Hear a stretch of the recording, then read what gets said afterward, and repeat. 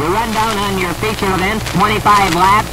On the pole is car number 98, Bud Finale of Jamestown, New York, a 1957 Chevy. On the pole, car number 30, Dean Layfield of Wellsville, New York, a 1957 Supercharged Ford. Next off the pole, car number M1, Bobby Schnars. We had a chance to watch this tonight, and we didn't talk to you when we did it down at the Jackson Center. What did you see tonight that surprised you? What surprised me? I think what surprised me the most is how old everybody is.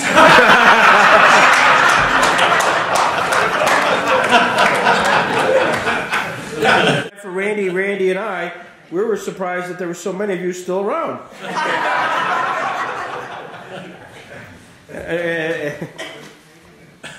You know, in one of your earlier programs, which we do have, it says that at the outset, it was usually pretty easy to spot Schnars' car. It was generally sitting backward in the middle of a turn 2 or turn 4.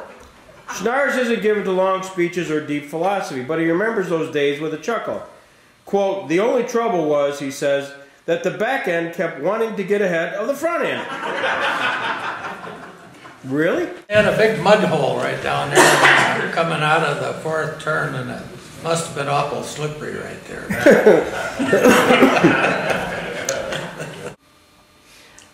The number M1, where'd that come from?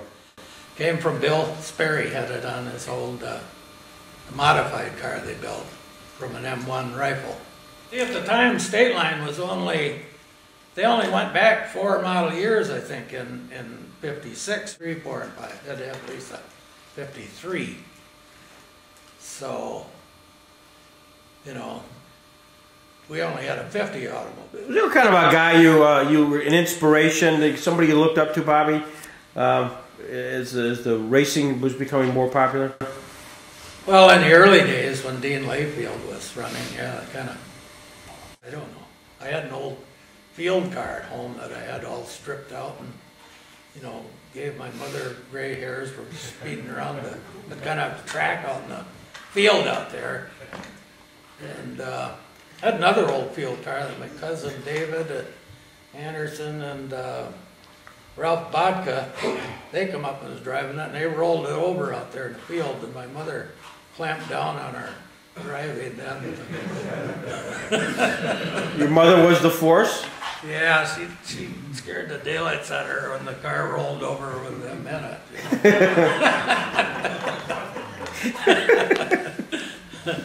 We had Samuel Amacuso on the DVD, and he was mentioning and telling the story about a friend of his always reminding him that this farm boy from Busti would keep beating him, and then there was something to do with Sammy always wanted to ask you about, what was it, clutches?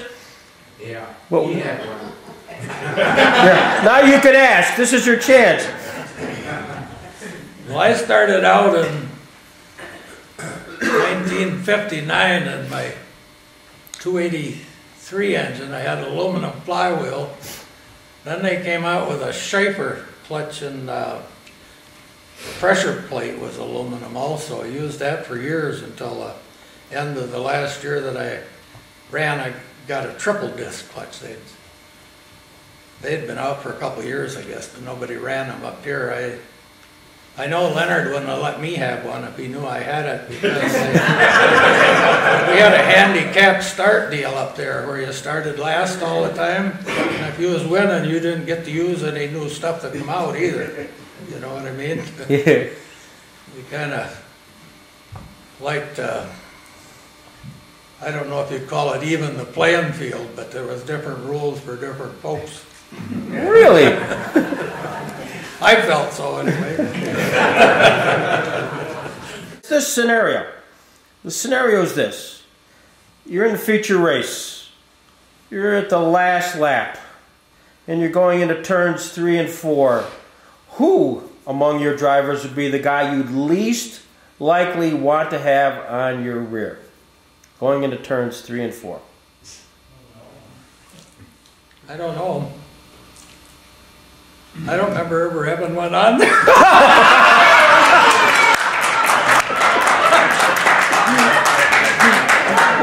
What a great answer for a guy that won 79 times at Stateline, 57 at Erie. Oh my gosh, why would you have anybody on your rear?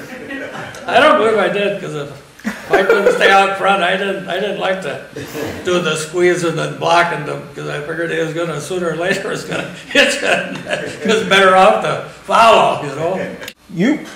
You had some nicknames, and I know one of them was Cannonball, Bobby Schnars, but there was also an individual, and Randy, help me with the name of the guy who would keep, you tell the story. Bobby Pratt. Oh, Bobby. How would he refer to you? Bobby Pratt. How would he? Yeah. Hot Bobby, I guess. Busti PA. Busti PA. There was a time when you actually had a teammate, Jug Pierce, we saw him on the film. He was an original. Yeah. What was he like? Wow. Oh, Jug's a great guy, for God's sake. It's amazing that he's lived this long.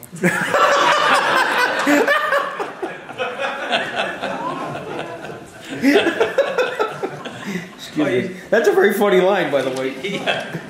He tried hard, seemed like to do himself. He was really crazy. I know Paul was one of the hardest guys to pass, because he didn't change. He set a line out there and he went around, and if you wanted to pass him, you had to go the outside or the inside. He just, you didn't want to wait him out because he didn't change anything. Yeah.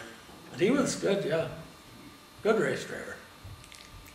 Were there certain drivers that perhaps Floyd Finale admitted a little bit have a sort of a quick temper, guys that you might didn't want to see in the pits because of something else? Were there quick trigger, some of the quick trigger guys? Yeah, but I was one of them too.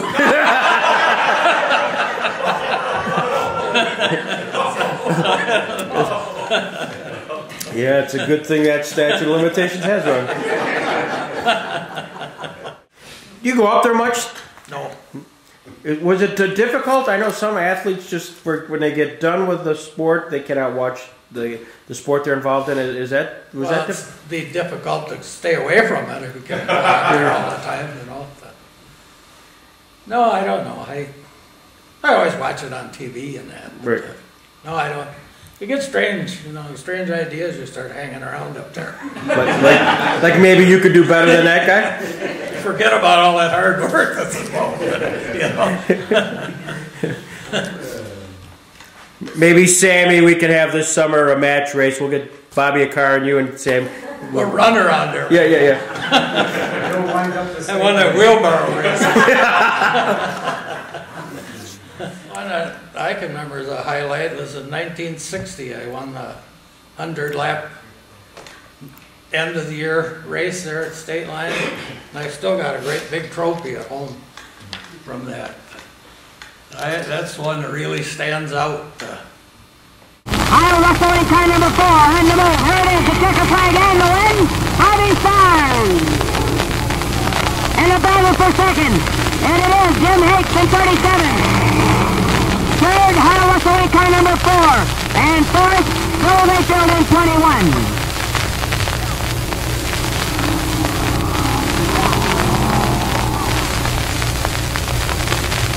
Here he is, the terrific job of driving his second feature event of the season. What do you say? A big hand for Bobby Schnars. Nice scoring, Bobby. Ladies and gentlemen, Bobby Schnars.